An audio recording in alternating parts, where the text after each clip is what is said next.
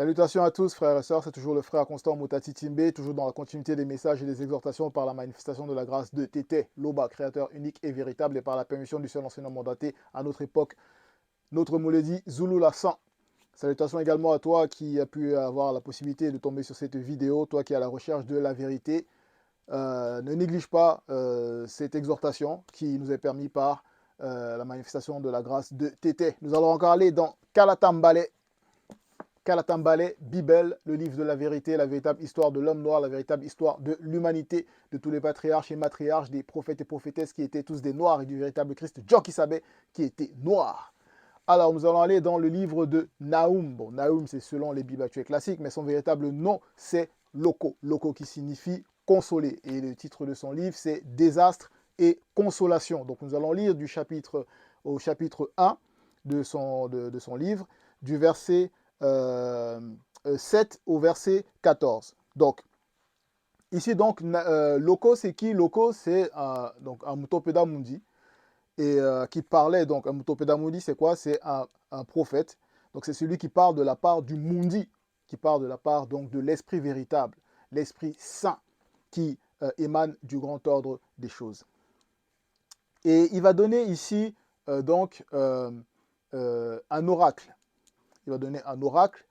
Donc, on peut y voir une prophétie par rapport à ce qui va se passer concernant des habitants d'une ville dans les Bibles classiques, dont ils ont donné Ninive, la ville de Ninive.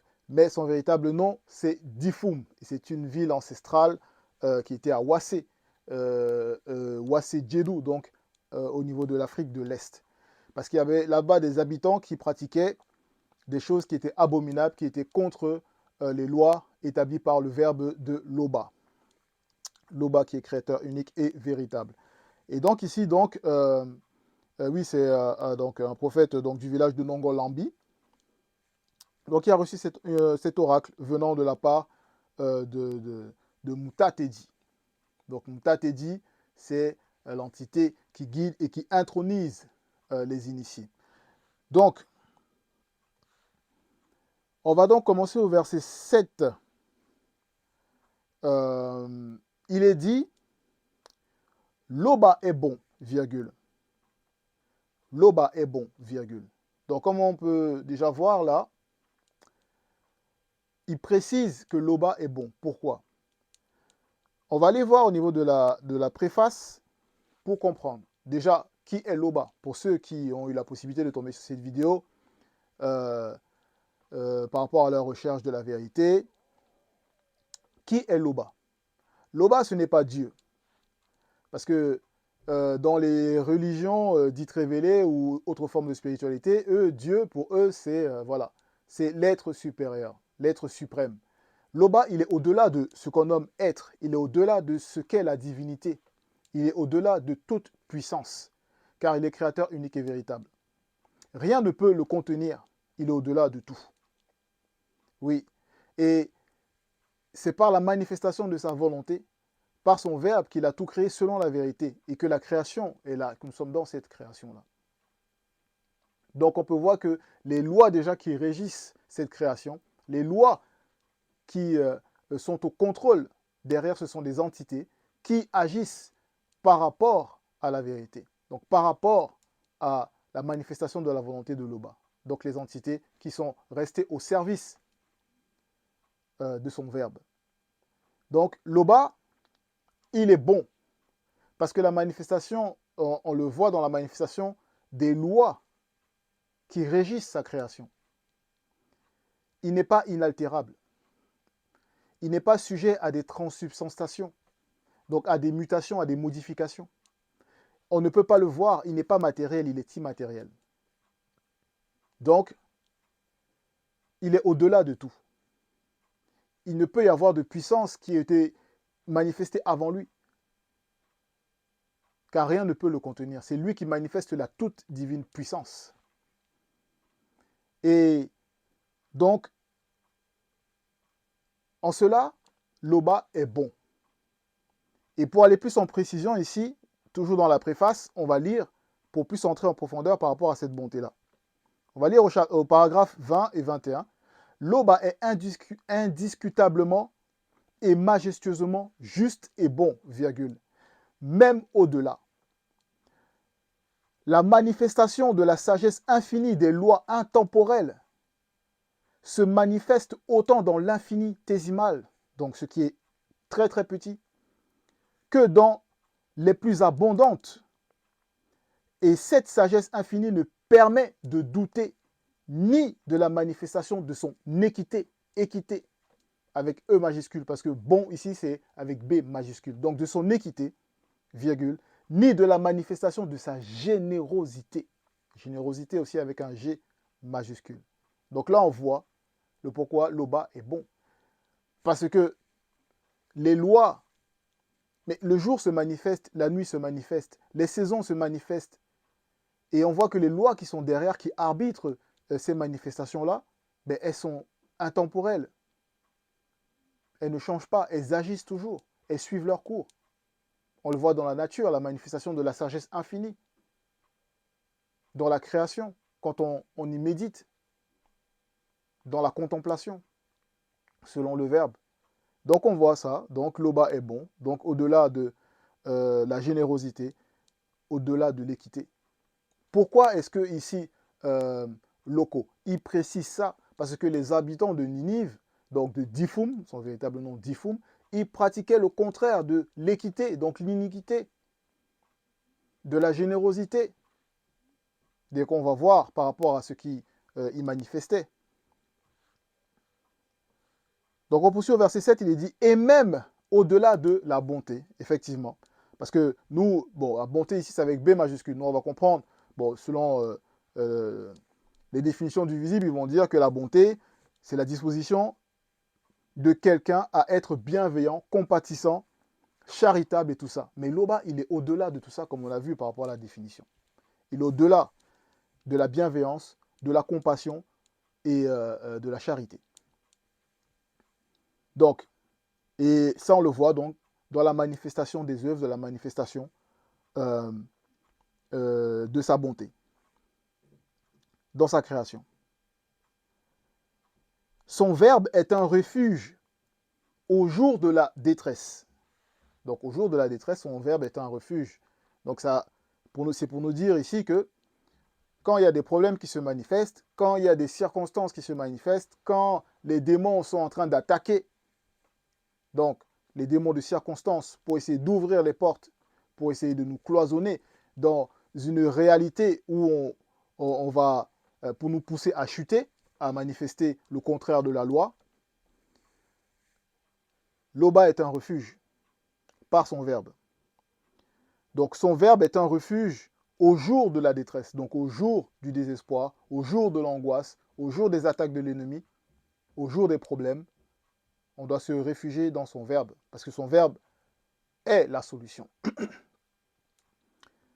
Son verbe connaît ceux connus qui se confient en lui. Donc son verbe, c'est toute chose. Donc ce n'est pas la peine d'essayer d'aller se confier à moitié ou essayer de... Vaut mieux être tout simplement sincère dans la repentance, dans la supplication, pour pouvoir bénéficier donc de ce refuge-là. Donc, ceux qui se repentent sincèrement. Au verset 8, il est dit, mais avec des flots qui débordent, Ndima Madiba et Baïdi, l'entité des eaux primitives, détruira la ville corrompue, virgule. Et la ville corrompue ici, c'est donc la ville de, donc c'est Diphoum. Ville corrompue, pourquoi? Par rapport à la corruption de ses habitants, de ce qu'ils pratiquaient. Et donc on peut le voir dans toujours Locaux, chapitre 3, verset 1, où il est dit « Malheur à la ville sanguinaire ». Donc là, on va voir l'état un peu de cette corruption. À la ville sanguinaire, virgule, pleine de mensonges, virgule, pleine de violence, virgule, et qui ne cesse de se livrer à la rapine. À la rapine. Et la rapine ici, donc, ce sont des vols de biens qu'on va caractériser de manière soudaine, par la soudaineté. Donc on voit par exemple des gens qui viennent agir de manière brusque, voler des gens avec brutalité, voilà, pour les terroriser. Comme on peut voir là même ce qui se passe, qui est en train de, on va dire, de revenir par rapport à la ville de Douala au Cameroun, là actuellement, où il y a tout ce qui, tout ce qui est, par exemple, le phénomène des microbes. Donc ces délinquants, ces gangs, ces individus qui viennent troubler en masse, comme ça, ils viennent troubler, piller, déranger la population, les gens. Donc voilà. Mais il n'y a pas d'effet sans cause, néanmoins. Voilà, on va voir. On va poursuivre. Donc, toujours donc, dans Loco 3, 2, on entend le bruit du fouet, le bruit des roues, le galop des chevaux, le roulement des chars. Donc là, c'est une description des événements de ce qui se passait pour voir le contexte. Les cavaliers s'élancent, l'épée étincelle, la lance brille, une multitude de blessés, une foule de cadavres. On tombe sur les morts. Donc là, on voit que c'était le désastre.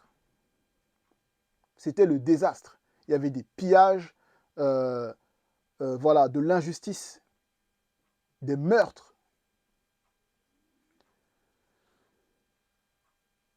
Donc on poursuit au verset 8. Donc par rapport à Mudima Madiba Ibadi, l'entité des eaux primitives, et poursuivra les démons jusque dans les ténèbres. Et ici, donc, on voit que derrière, il y a des démons qui agissent. Derrière, il y a des démons qui inspirent ces personnes-là pour qu'ils manifestent le contraire de la loi dans leurs agissements. Et ici, ces démons-là, ce sont les démons guerriers et démons religieux. Ce sont les démons guerriers et démons religieux, parce que quand il y a la barbarie, comme on a vu la vie sanguinaire, il y a le sang qui est versé, voilà, il y a tous ces meurtres, ces désastres, le vol, l'agressivité, la rapine, la brutalité, donc il y a les démons guerriers derrière qui agissent. Et tout ça, c'est sous couvert, selon eux, donc d'une doctrine, donc une fausse doctrine pour pouvoir justifier leurs actes abominables. Donc il y a les démons religieux aussi là, qui viennent à cause de cette fausse doctrine-là, qui les inspire déjà. Donc il y a ça. Mais Ndima Madiba Ebaidi va répandre les flots pour détruire cette ville corrompue.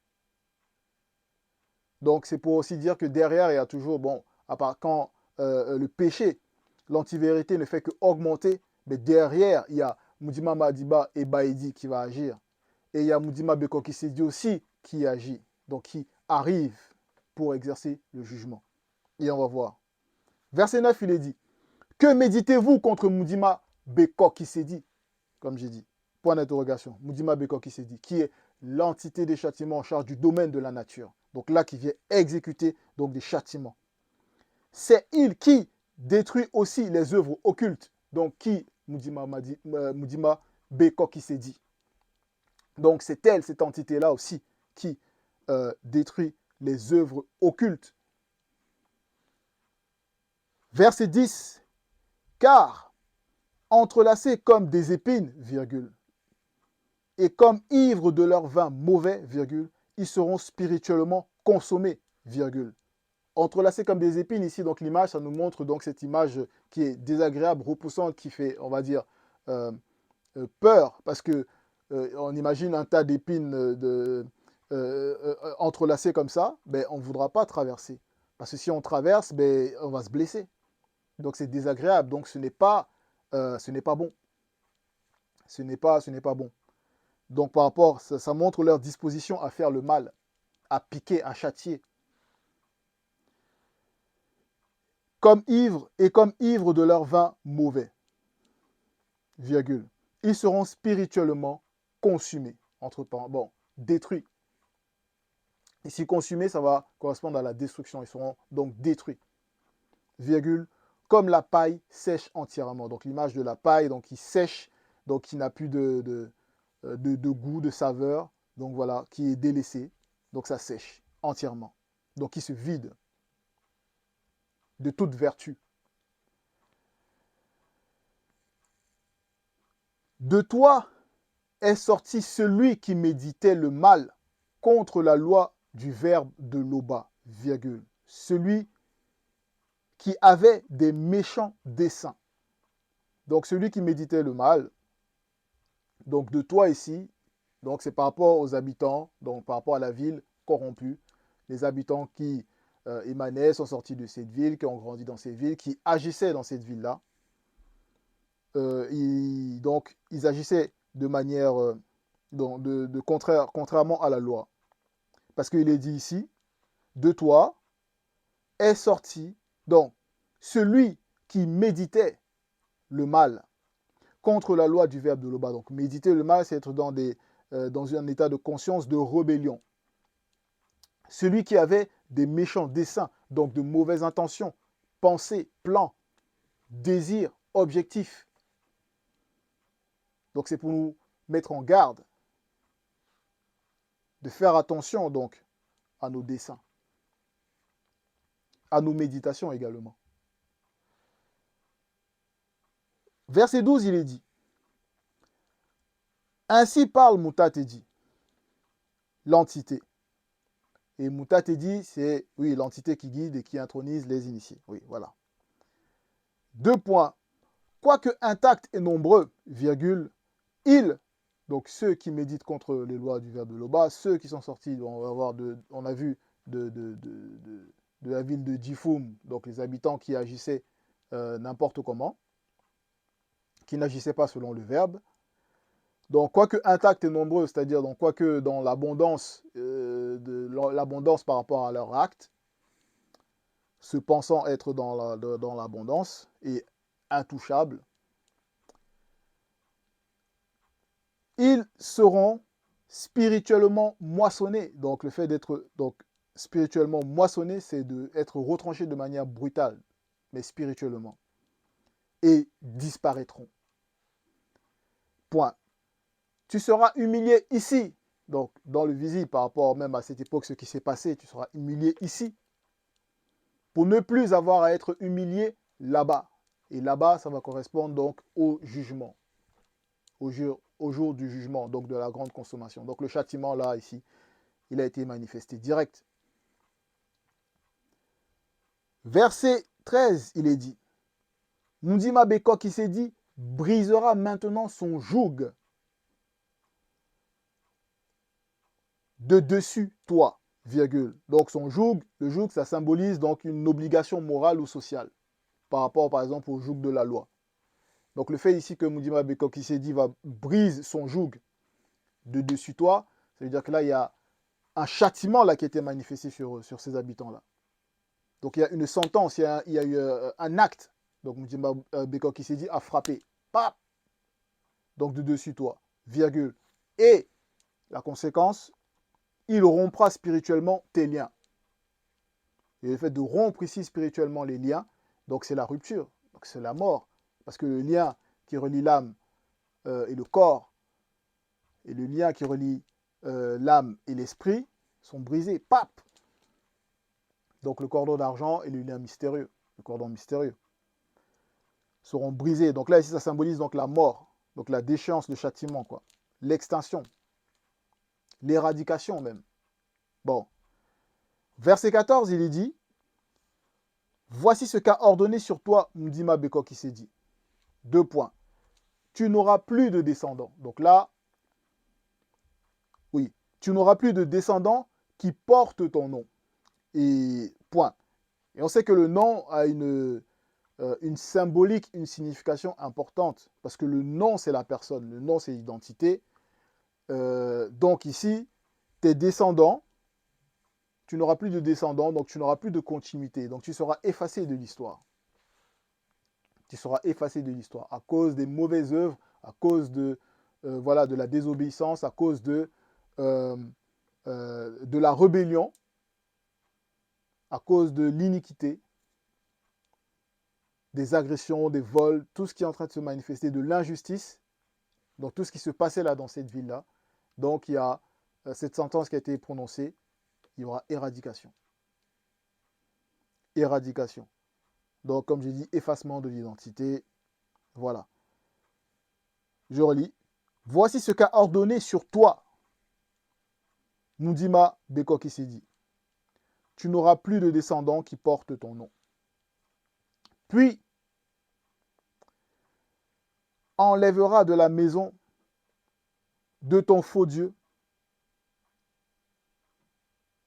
les images taillées en forme, non, les images taillées ou en fonte, préparera, donc ça c'est les idoles, comme on peut voir les idoles, les personnes qui pratiquent, qui sont dans ces religions, ces faux cultes, ces fausses spiritualités, qui pensent que ben, leurs idoles vont subsister. Mais non. Non seulement ils n'ont pas la capacité de parler, ni d'agir, euh, parce que c'est inerte. Ces idoles sont inertes et ne servent à rien. Donc, ça ne peut pas subsister. Donc, puis enlèvera de la maison de ton faux Dieu les images taillées ou en fonte, point virgule, préparera ton sépulcre, car tu es trop léger. Donc, les œuvres du méchant ne subsisteront pas. Voilà, les œuvres du méchant ne subsisteront pas, parce que le châtiment est manifesté. Mundima Beko Kisedi se manifeste. Mundima Madiba Ebaedi se manifeste. Donc il y a la sentence. Et quand Mundima Beko Kisedi se manifeste, ben, il y a les tremblements, il y a la sécheresse, il y a des ouragans, il y a des tempêtes, des fracassements de rochers. La terre tremble. Et quand Mundima Madiba Edi agit, ah, voilà, il y a des inondations. Donc c'est pour dire que là, quand le spirituel agit à cause des fautes d'une ville, c'est comme, par exemple, la ville avec l'exemple des Batoba et Yondi, donc des Atlantes. Quand ils ont été corrompus, remplis d'orgueil, ils ont été sous le coup de l'extinction au niveau de la loi. Donc il y a eu le châtiment aussi.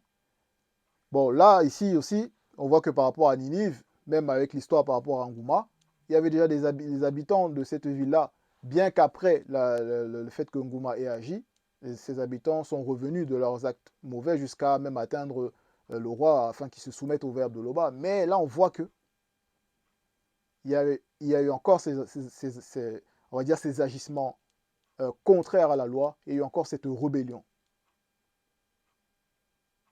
Donc voilà.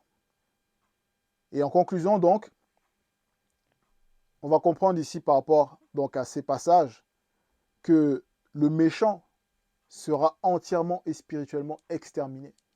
Donc peu importe le temps qu'il pense être dans son abondance, à manifester ses actes contraires à la loi, il sera châtié. Il sera châtié.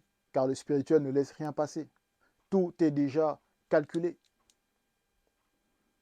Donc c'est pour nous faire prendre aussi conscience que, étant on va dire, à nous qui marchons, avons reçu la grâce de marcher selon le verbe, de prendre garde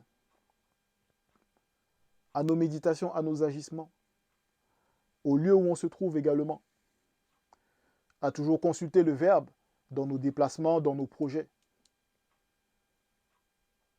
pour être toujours sous la protection de son verbe. Voilà. Donc c'était l'exhortation, frères et sœurs. Et pour toi qui as eu la possibilité de voir cette vidéo, toi qui recherches la vérité, Zulu Lassan, il est le seul enseignant. Donc, tu peux aller sur YouTube, tu tapes Zulu Lassan, tu vas retrouver des vidéos. Il y a énormément de vidéos pour pouvoir t'éclairer, pour pouvoir venir à la vérité, pour marcher spirituellement. Et également sur Facebook, la page La véritable histoire de l'homme noir, également où il y a des vidéos et des lives de Zulu Lassan qui sont manifestés également. Toujours pour nous nourrir spirituellement. Tété Loba, créateur unique et véritable, est toujours glorifié. Ainsi soit-il.